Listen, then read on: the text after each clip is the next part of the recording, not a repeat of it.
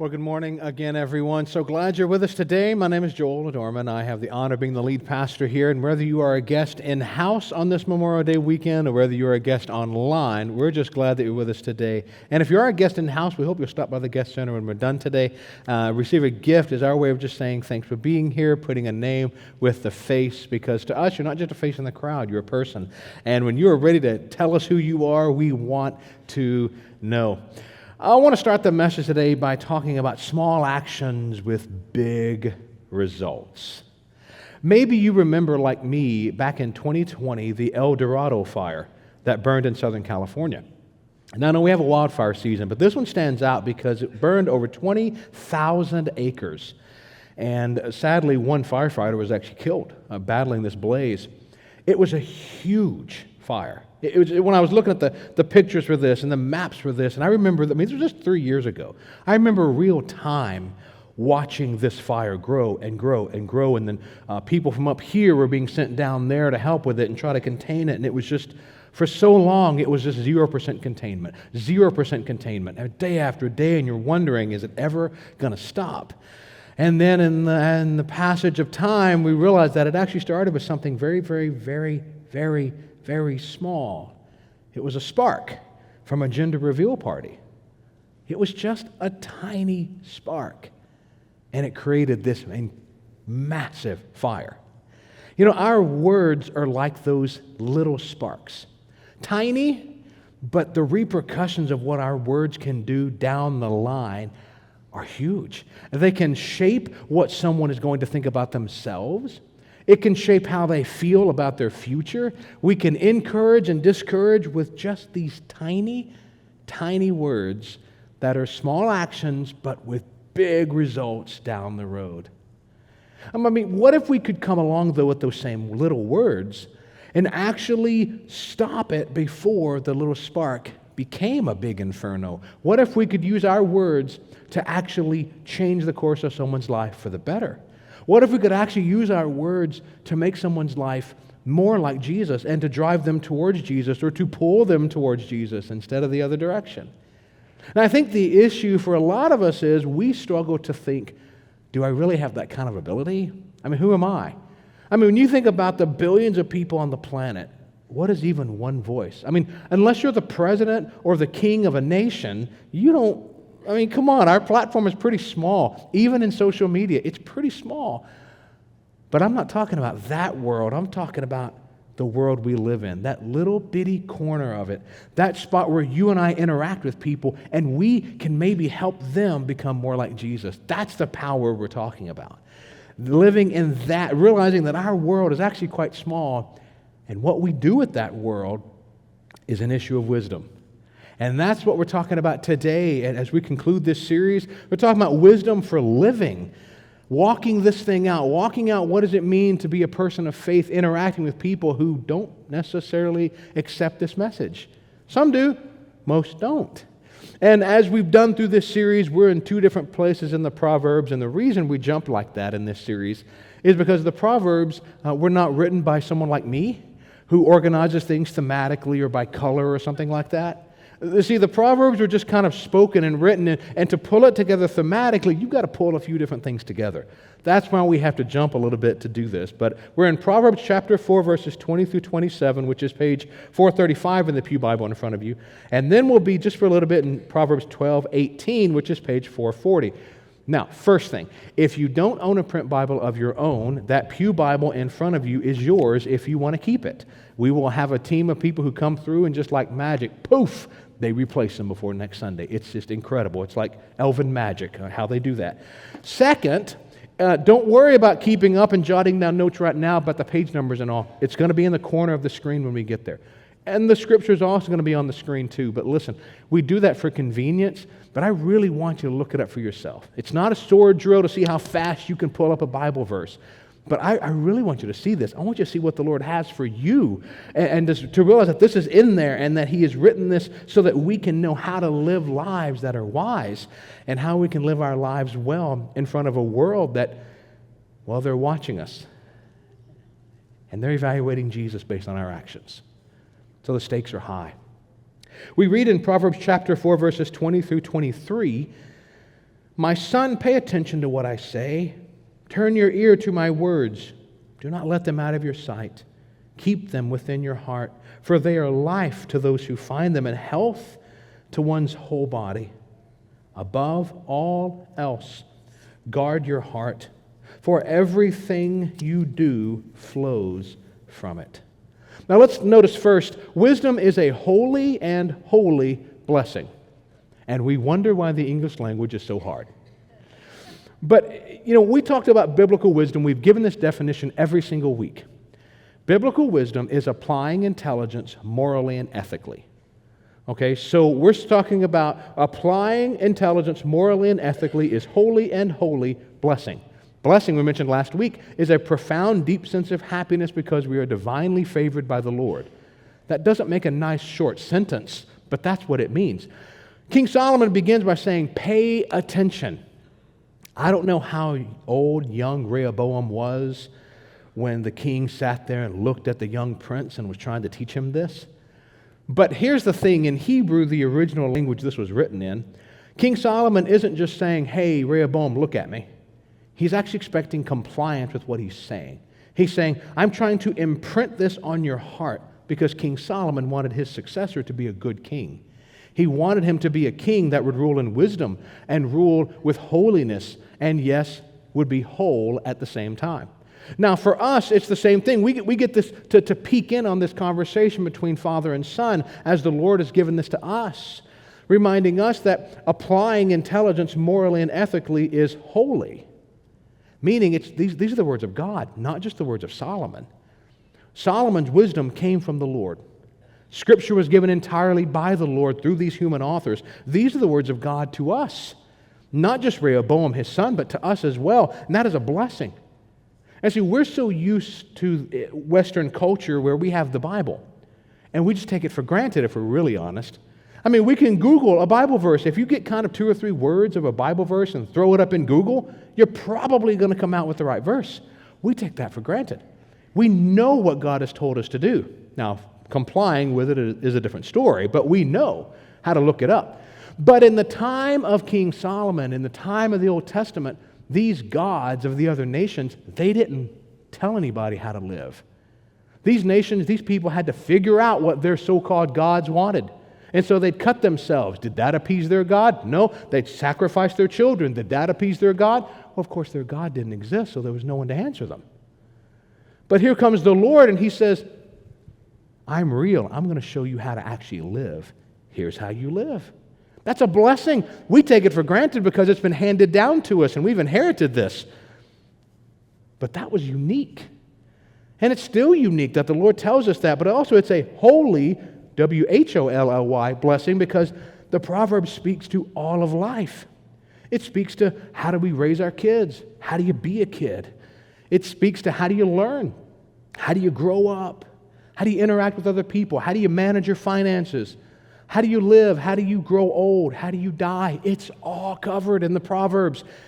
Biblical wisdom is a holy blessing because it's involving the whole of life.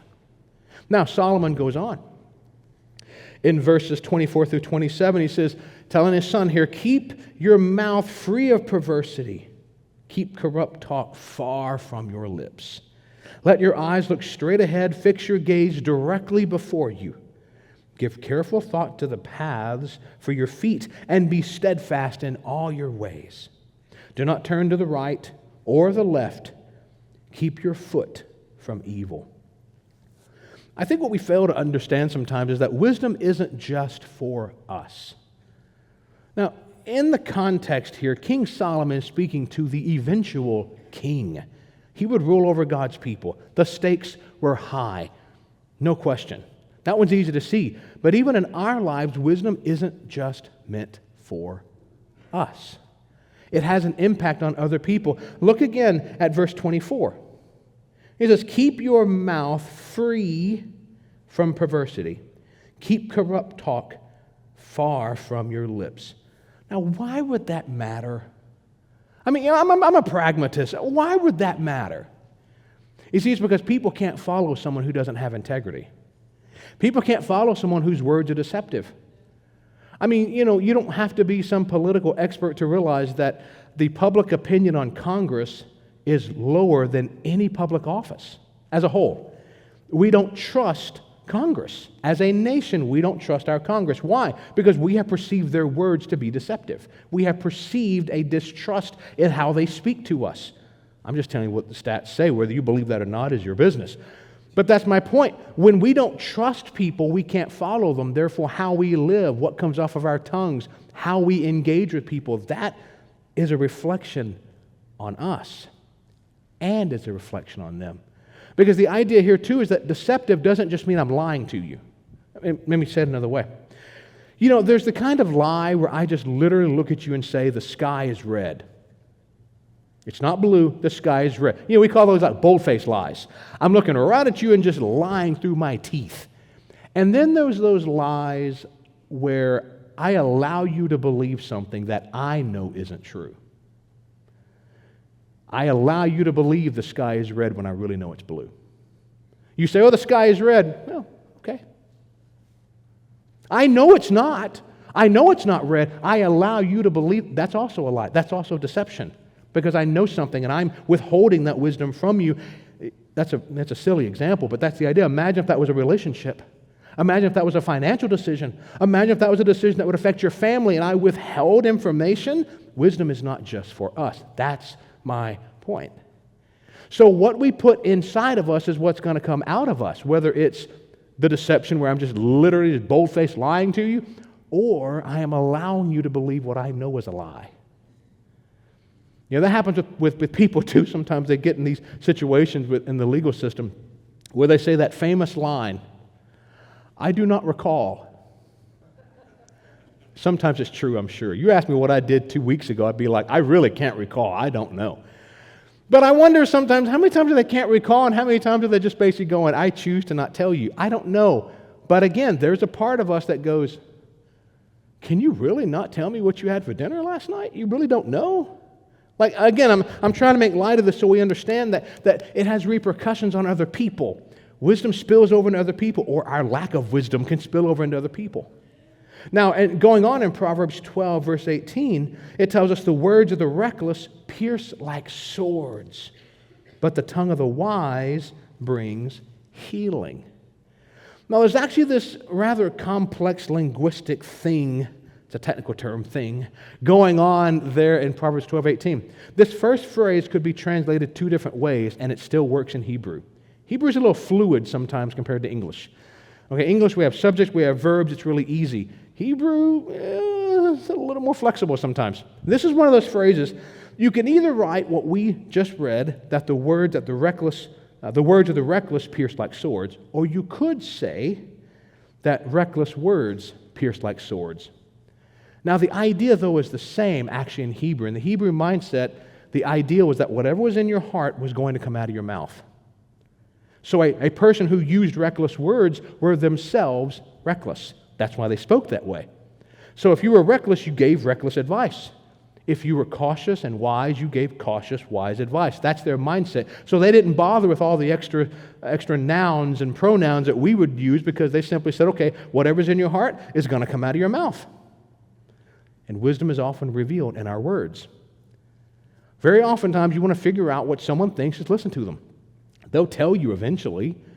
I have a friend who would often say, if the words don't come out of your mouth, who you are is going to come out of your neck. Your behavior will give it away. But very often, it's our words. I mean, why is it sometimes that the most uninformed people have the most formed opinions? Yeah, it's that thing of like, don't confuse me with the facts. My mind is made up. The sky is red, and that's just all there is to it. And you go, okay, I guess that's just how you're going to be. It doesn't matter what I argue with you about. That's kind of what that means. Our words are revealing something about us. They're saying something about us. I mean, you've heard the expression, maybe sticks and stones may break my bones, but words can actually cut me very deeply. The original expression of that doesn't work. Words will hurt us. They will cut us and stab us. And if we're honest, I'd rather someone break my leg than say some of the things people have said to me in my lifetime, right? People say hurtful things, and they can be cruel, and we're like, man, just do anything, but don't tell me that. Don't speak death to me. Don't do that to me. But that's revealing something about the other person as well. It's not just saying something about you, it's saying something about them. I have a dear mentor who will often preface something. If he's uncomfortable giving his opinion on something, he'll say, I'm no expert, but, and then he'll give his opinion. And he's not being cute. He's actually legitimately being humble and saying, hey, there are some things I do know, and there are some things I don't know. And of those things I don't know, I'm going to tell you up front, I am not an expert. People ask me sometimes, say, hey, Joel, can I get your opinion? And 9 times out of 10, I give the same answer. I have no shortage of opinions. I just don't know if they're going to help. But that's true for all of us, and that's something that we need. I do that because of Proverbs 12:18 and what the Lord's working on me with and making sure that I separate what I know from what I think. There's a difference. Okay, opinions are like elbows. We each have 2 of them, all right? And they're not always right. And sometimes with opinion, it's not about right or wrong even. It's sometimes not that simple.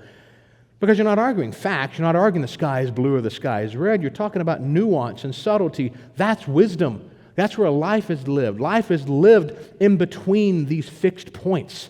Life is lived in between right, wrong. Let me give you an example. You might say, is it right for me to go out and buy a new car? That is not a moral question. Now, if you don't have the money for said car, that's still not a moral question. It's a you don't have the money to do your budget question. See what I'm saying? Those conversations those aren't ethical conversations. They're not moral conversations, but they still need wisdom. Now again, put that into terms of a relationship. Should I ask her to marry me? What if he asked me, should I say yes? That's a big deal. And if we get in those situations, you're talking about someone's life there, okay? Words often reveal our wisdom. They often will tell people what is inside of us. And so right here at the end of our study in the book of Proverbs, what we need to leave this study with is this idea. Words that are wise saves lives. Words that are wise saves lives. They recognize that what we're doing matters in someone's life. They're not reckless, uninformed, careless words. They're careful words. Because this is someone's life we're talking about here. And they matter tremendously to the Almighty. He died for those people, okay? They matter. And words that are wise saves lives. Jesus oftentimes, when he was speaking, would have his harshest words for the religious leaders of his day. And I want to tell you why he spoke harsher to them. They were the ones who were supposed to know. They were the ones who were supposed to know what they were supposed to do. And in Jesus' time, these religious leaders, the most religious of all of them, the Jew of the Jew, the faithful of the faithful, were a group of people called the Pharisees. Now, the Pharisees were very devout in their faith. To be called a Pharisee in Jesus' time was a compliment. You wanted to floor someone, say, wow, you're a Pharisee. And they would have been like, wow, I take my faith that seriously? Wow. You see, many of the Pharisees could quote the Old Testament, book, chapter, and verse, with their organization. Book, chapter, and verse is our organization.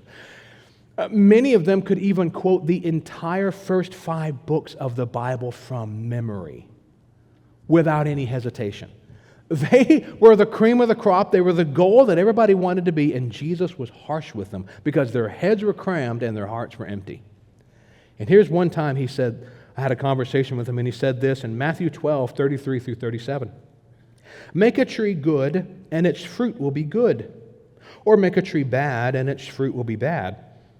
For a tree is recognized by its fruit.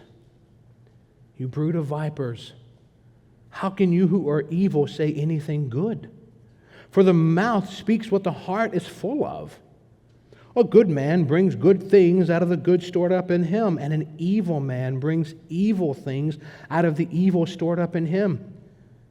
But I tell you that everyone will have to give an account on the day of judgment for every empty word. That's the same idea the Old Testament has of reckless words. Every empty word they have spoken. For by your words you will be acquitted, and by your words you will be condemned. Words that are wise saves lives, and it may very well be our own. All right, but words that are wise saves lives. The Pharisees had all the right answers, but there stood their Messiah in front of them, and they couldn't see it. Their hearts weren't open to that. They refuse to see it. That's why there's a difference between knowing stuff and doing stuff. The Pharisees knew a lot. They knew more than the apostles did. They knew more than the early church did. But they missed it because those words weren't in their heart. And words that are wise saves lives. Paul, the apostle, who was a Pharisee himself at one point, he wrote this in Ephesians chapter 4, verses 1 through 6. As a prisoner of the Lord, then I urge you to live a life worthy of the calling you have received. Be completely humble and gentle. Be patient, bearing with one another in love, making every effort to keep the unity of the Spirit through the bond of peace. There is one body and one Spirit, just as you were called to one hope when you were called, one Lord, one faith, one baptism, one God and Father of all, who is over all and through all and in all. Those are wise words. Those are good words. And words that are wise saves lives. So what we get to do then as disciples of Jesus is experience small actions for big results. But not with fires, but with lives. About 11-ish, give or take, years ago, the Lord moved me from worship ministry and leadership into being a lead pastor. And with that came, instead of singing for my dinner, I would mostly teach for my dinner. A large part of my week is given to teaching and preparing sermons and teaching others to do the same. And in that transition, I had to make a decision. Now, you think that decision is, am I going to be obedient? Am I going to do what Jesus said? And then you know the end of the story. No, that's not it. Stay with me. The decision I had to make way back then was, do I want to be a life-giving pastor or a death-giving pastor? And you may say, well, Joel, that's a no-duh.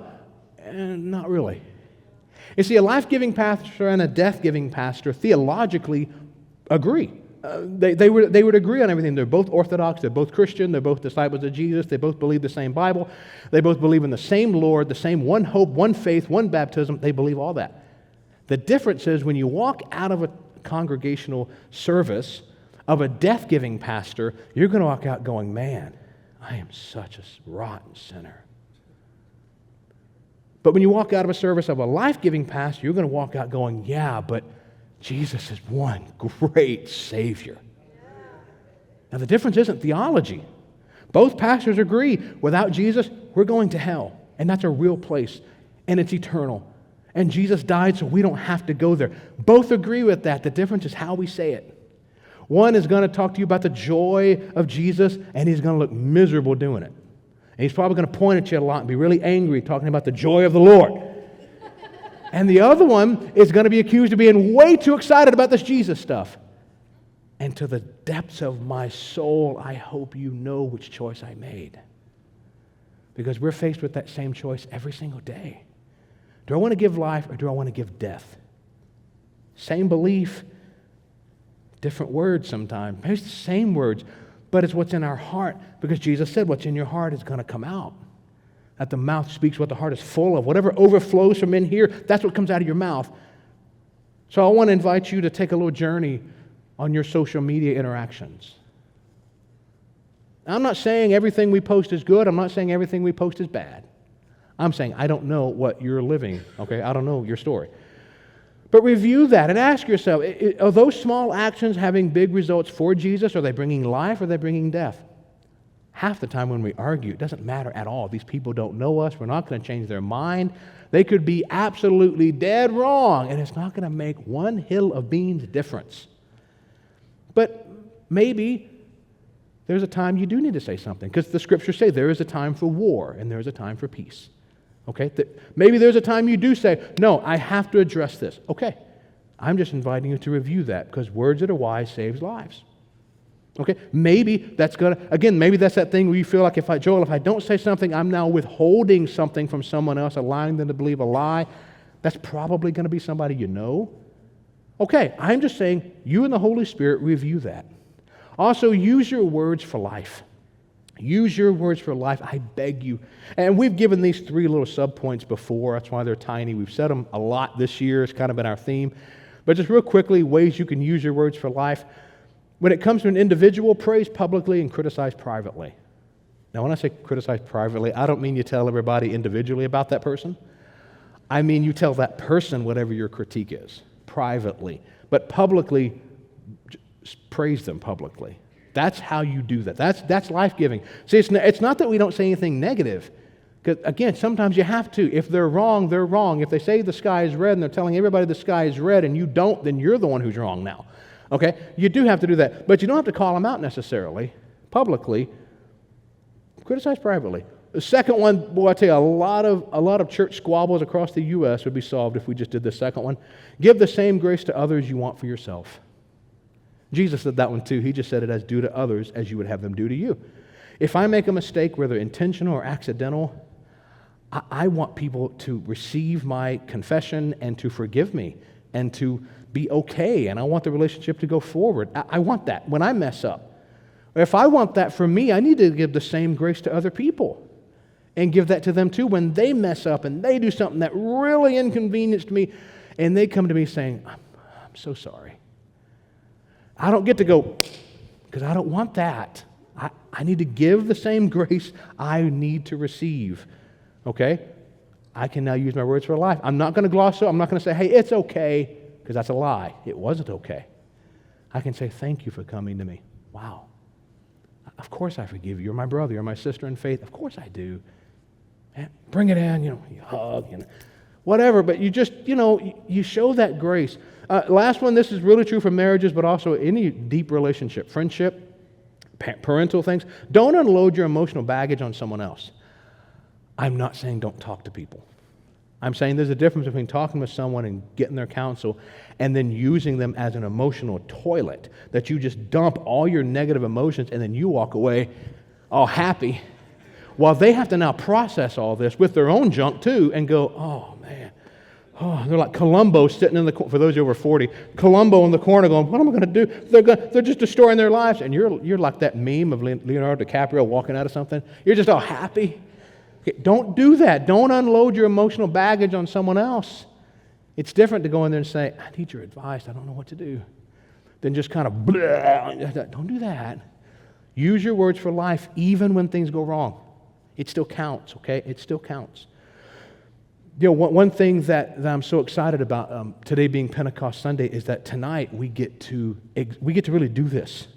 We get to give this same grace. We get to praise publicly. We get to use our words for life. We get to be together with other congregations in our city. It's happening at Merced High. You heard it in the video. It is incredible, and it's a lot cooler this year than last year.